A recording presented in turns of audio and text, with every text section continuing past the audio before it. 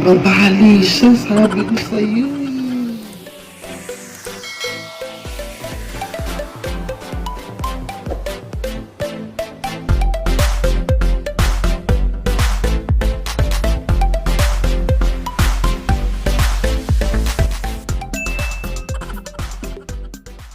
What's up mga ka-SB? Welcome back sa aming YouTube channel. And for today's vlog, i-share namin sa inyo guys kung paano namin papalitan ng battery yung cellphone ko, which is iPhone 6. And at the same time, unboxing na rin.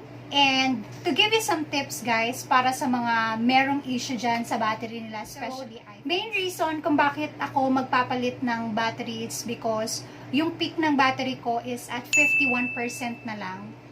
Now, hindi ko na siya nagagamit kapag hindi siya naka-charge. So, laging dapat naka-charge siya kasi pag tinanggal mo siya sa charge, wala pang 2 minutes na mamatay na siya. So, let's start. Okay, so ngayon guys, papakita ko sa inyo yung nabili naming battery from Lazada. So, ang laki, diba? Kasi ang laki ng mukha ko. Tapos, this is 350 pesos. Naka-sale yata to, hindi ko lang sure. Pero may napanood kasi akong video sa YouTube din. Parang nabili niya yata around 420 pesos. So, this battery guys is only 350 pesos plus the shipping fee which is 50 pesos. So total of 400 pesos at meron ka ng instant battery. Wow! So guys, bakit ba ako napabili sa Lazada ng battery? Kasi syempre, iniisip ko mas convenient siya, especially for a full-time mom like me na hindi na ako masyadong nakakalabas, or I mean, wala na akong time para lumabas. And at the same time kasi, it's DIY. So, may mga tools na siyang kasama, like the screw, the tape, and everything. Madali lang siya gawin nung pinanood ko siya sa YouTube. So, convenient siya for me kasi ang iniisip ko, practical na lang tayo nowadays, guys. Kasi kung dadalhin mo siya sa Apple Center or sa mga repair shop, mas mahal pa yung sisingilin sa inyo. I mean, aside from dun sa battery, singilin pa kayo ng labor. At the same time, hindi pa kayo sigurado. Baka mamaya tanggalan nila ng mga parts and everything. Eh, especially yung phone mo, original. So, sayang naman. Imbis na ang problema mo lang is battery, nagkaroon ka pa ng ibang mga issue. So, and at the same time kasi, sa Lazada, i-deliver na lang siya sa bahay ninyo. Whatever happens, makakasigurado ka na hindi siya matatanggalan ng kahit na anong parts. And at the same time, kung masira man yung phone mo, kasalanan mo. Kasi ikaw yung gumawa. Talaga, very skeptical kami pag nagpa-purchase kami online. Kasi, syempre, hindi natin nakikita mismo yung item. Hindi tayo sigurado dun sa quality ng item na binibili natin kasi online lang natin siya nakikita. Iba pa rin yung binili mo siya ng personal, makikita mo yung quality na ay pagka pangit pala, syempre hindi mo siya bibilhin. So, nagbe-base na lang kami and we only rely sa mga positive review and feedback na meron sa online store. So, sa Lazada kasi convenient kasi, i-deliver na lang siya sa bahay ninyo after 3 days. May instant battery ka na. So, inbox na natin siya, guys. Let's do this. Okay, guys. So, ito na yung ating battery from Lazada. As you can see, naka-bubble wrap siya. So, safe na safe. Okay. Inbox na natin siya, guys.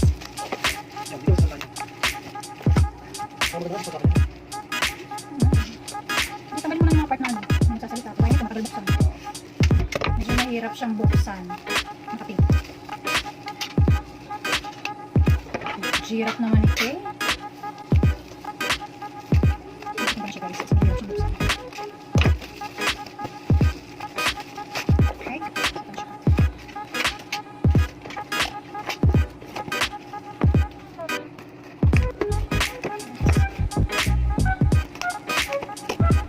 Oh! Ay! Nalaglag! Tapos mo na lang to. May nalaglag guys. Kaya okay. So, ano to? Parang, ano nila? Hindi ko alam, bahala na kayo dyan. Parang hard. So, ito yung battery. Mango. So, ito yung battery, guys. So, ito yung battery niya. Ito yung battery. Kasama siyang receipt. And then, ito yung kasama ng mga tools.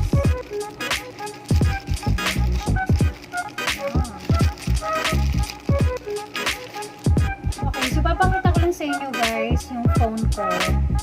Yan. So ano na siya, yan. Nakabuka na siya. Nakaangat na. Feeling ko nakalobo na yung battery nito eh.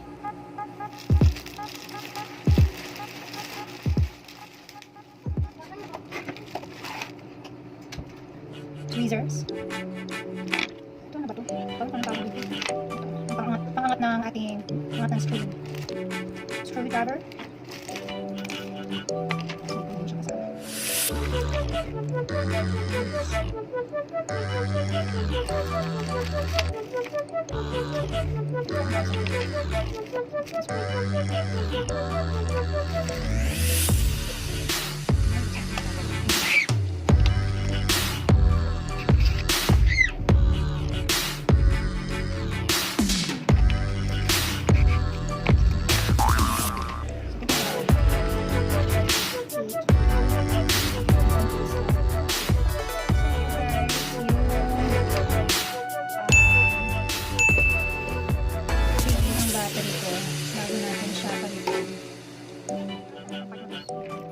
Using this.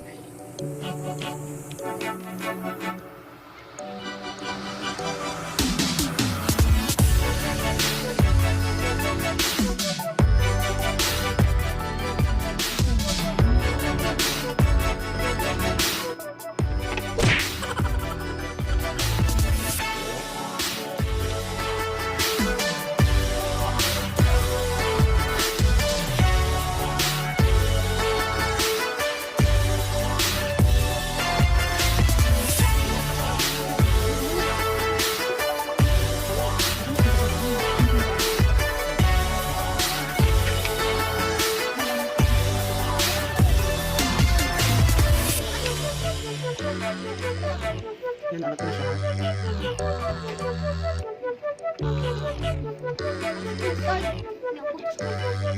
Tapos yung metal plate, makikita nyo dyan. Nakakamit ng ribbon.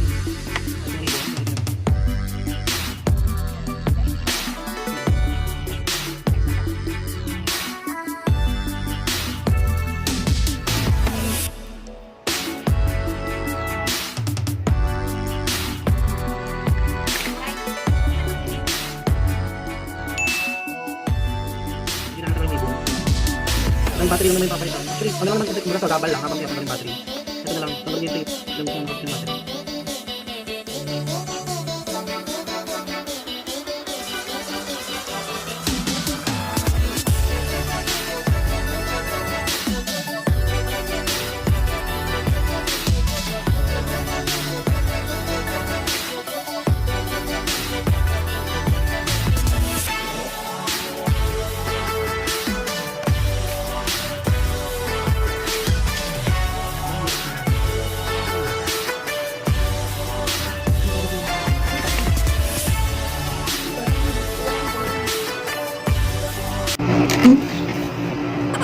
Nababali siya, sabi ko sa'yo eh.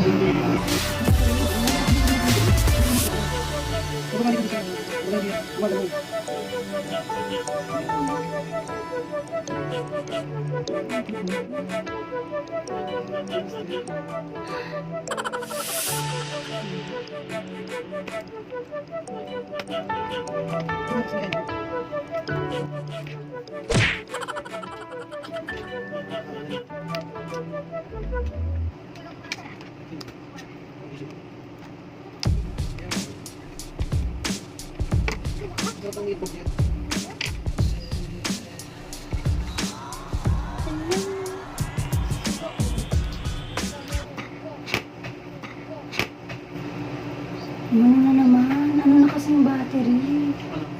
Alam mo, kulubot na siya sa loob. Pag natusok siya, umuusok.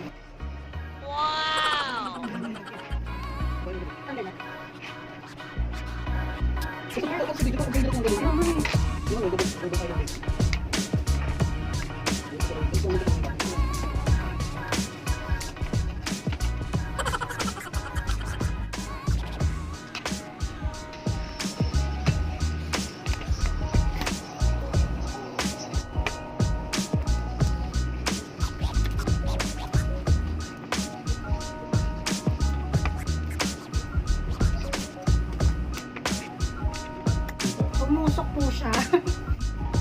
Baka sumabog tayo dito. Pero umusok po siya. Pwede na siya. Nandun po siya. Nakakaroon po siya.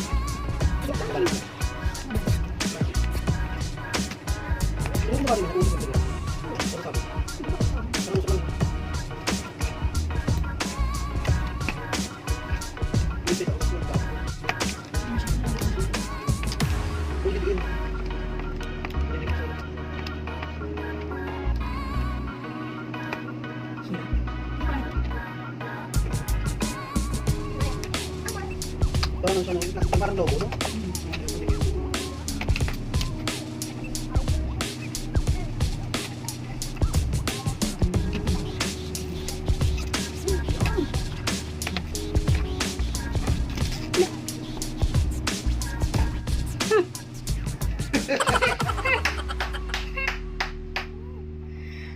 Hirap!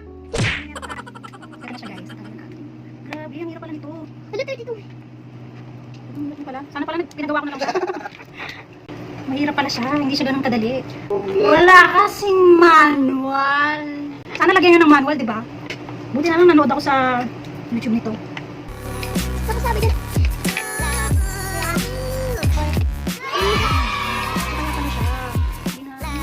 Ngayon, hindi natin siya. Sabi siya.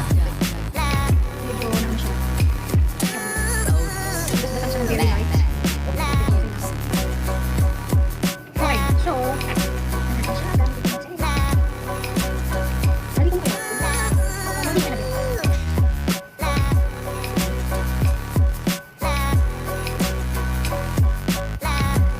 yung tape dun sa mismong battery.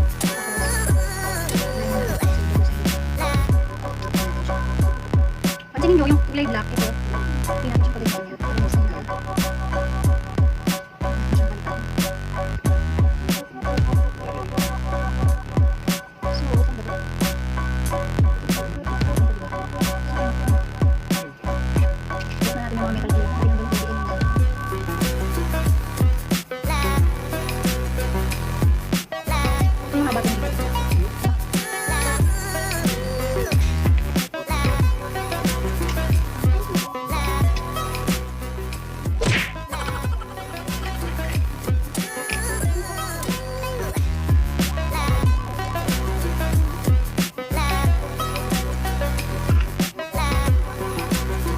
Nakabit na lahat.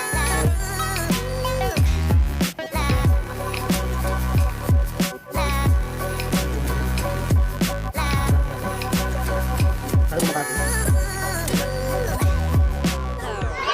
Oh!